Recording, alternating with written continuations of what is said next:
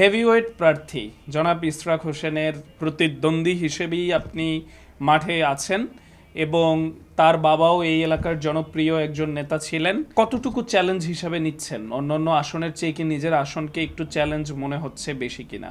আপনাকে ধন্যবাদ।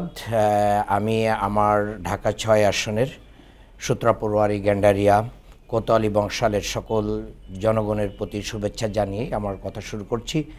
দেখেন, প্রার্থী যদি হেভিওয়েট হয়, প্রতিযোগিতাটা ভালো হয়।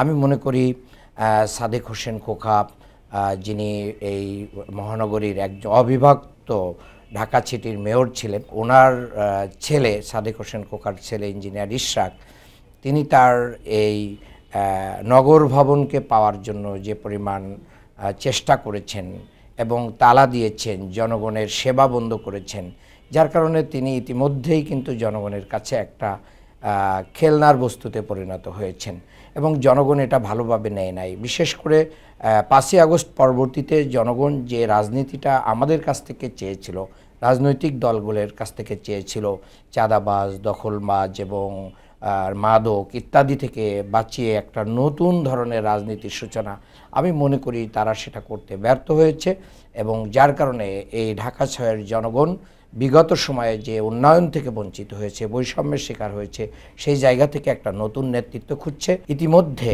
একটা সাইলেন্ট রেভলিউশন জনগণের ভিতরে হয়ে আছে। আমি মনে করি সেটা যদি আমরা যথাযথভাবে রিসিভ করতে পারি এবং লেভেল প্লেয়িং ফিল্ড যদি এখানে ঠিক থাকে, তাহলে ঢাকা ৬-এ নতুন কিছু ঘটবে ইনশাআল্লাহ।